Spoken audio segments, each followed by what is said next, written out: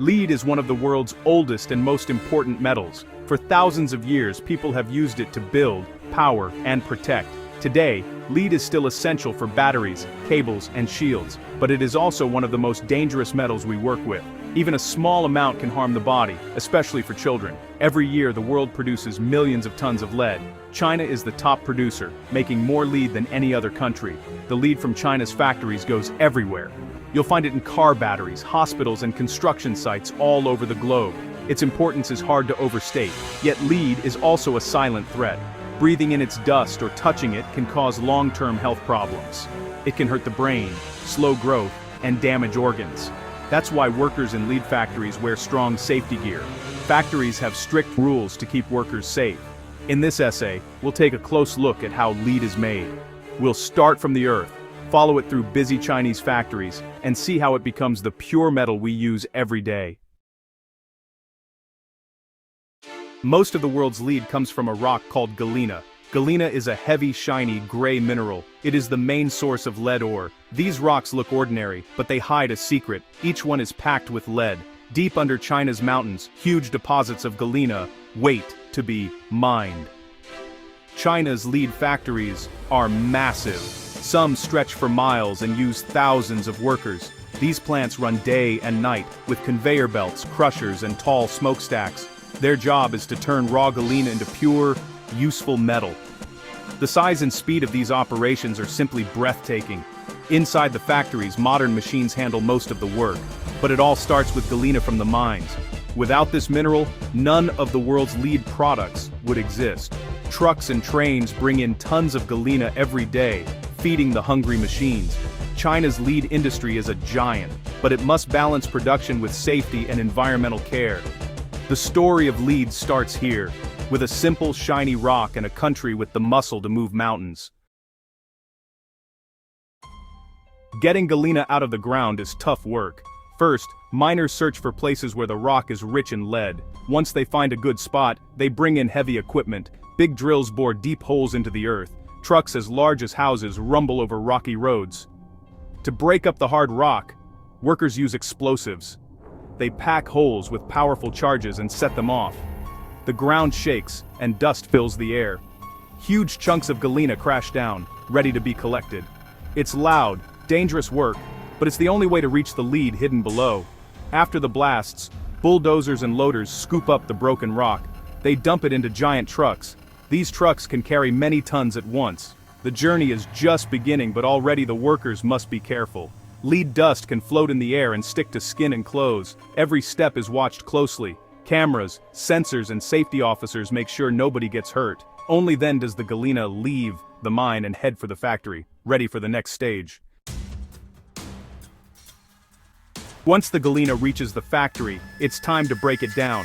The first machines the rocks meet are crushers. These powerful jaws squeeze and smash the galena into small pieces. It's loud with metal teeth grinding away, turning boulders into gravel. But gravel isn't enough. The next step uses grinding mills. These big, spinning drums are filled with heavy steel balls. As the drums spin, the balls crush the rock even smaller. In just a few minutes, the galena becomes a fine gray powder.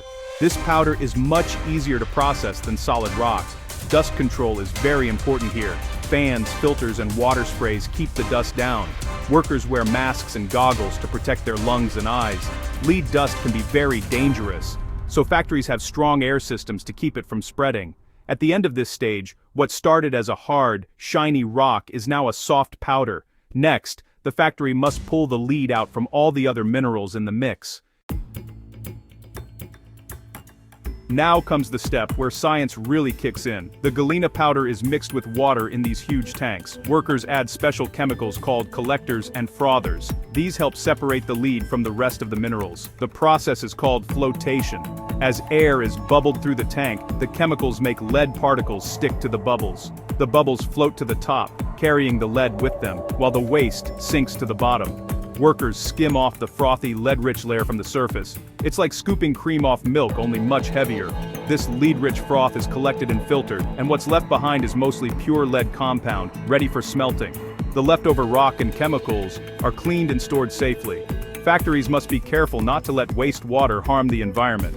The flotation step is clever and efficient. It uses simple ideas like bubbles and chemicals to do a complex job. Now, the lead is ready for the hottest part of its journey.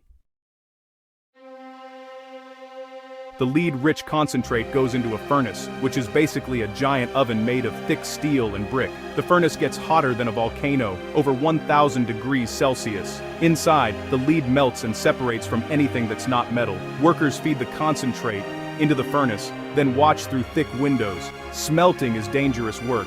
The heat can burn, and the air is full of fumes. Workers wear special suits, gloves, and helmets. The air is filtered with giant fans. Only the best-trained workers can go near the furnace. They must watch every step, because a single mistake could mean disaster. As the lead melts, it runs out of the furnace like a silver river.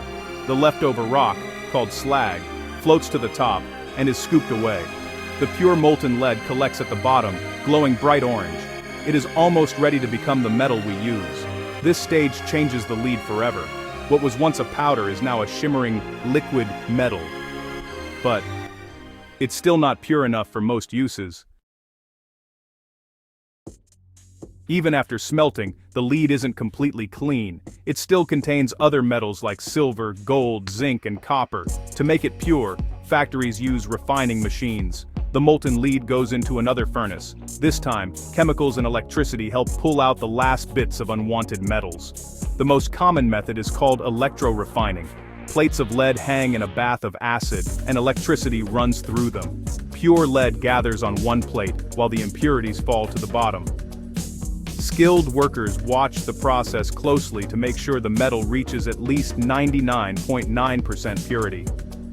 During refining, valuable metals like silver are also recovered. Nothing is wasted. The air is cleaned with tall filters to capture any dangerous fumes. Special robots and machines help lift heavy plates and pour hot metal, keeping workers safe. By the end, the lead is as pure as it gets. It's ready to be shaped, shipped, and put to work.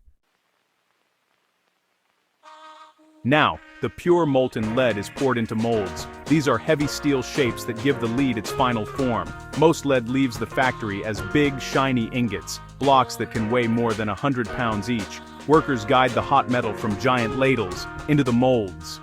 The lead cools quickly, turning from orange liquid to silver solid. Machines lift the finished ingots out of the molds and stack them in huge piles. Before they are shipped, each ingot is checked for cracks, bubbles, or other flaws. If any problems are found, the lead is melted down and cast again. Quality control is strict. Inspectors use X-rays and other tools to look inside the metal. Only perfect ingots leave the plant. Forklifts and cranes load the lead onto trains and trucks, sending it to battery factories, hospitals, and more. Every ingot is stamped with a date and batch number. This helps track the lead all the way from the mine to its final use. Lead is everywhere, even if you don't see it. Most lead is used in car batteries. It helps start engines and keeps power flowing. Lead also shields X-ray rooms in hospitals and lines cables underground. In the past, it was used in paint, pipes, and even children's toys. But lead is also dangerous. Breathing lead dust or swallowing even a small piece can hurt your body. Today, laws limit where lead can be used. Factories must follow strict rules to keep workers and the public safe. Old uses, like lead paint, are now banned in most countries. Still, lead is hard to replace. Its density, softness, and resistance to corrosion make it unique. Scientists are finding safer ways to use and recycle it. But for now, we still rely on this powerful and risky metal. Learning about lead's dangers is just as important as knowing how it's made. Safety always comes first. The journey of lead is long and full of challenges. It starts deep underground, hidden in Galena rocks. With the help of huge machines and brave workers, it is blasted, crushed, and ground to powder. Chemical tricks and hot furnaces turn powder to pure metal. Each step needs machines, skill, and care. Safety is always a top priority. Without strong rules and smart workers, lead could do more harm than good. Every shiny ingot is the result of teamwork. Miners, engineers, inspectors, and drivers all play a part. From rocks to ingots, lead's journey is a story of human effort and modern technology. We depend on it every day, even if we don't realize it. Batteries, X-ray shields, and cables all begin with a simple mineral deep in the earth.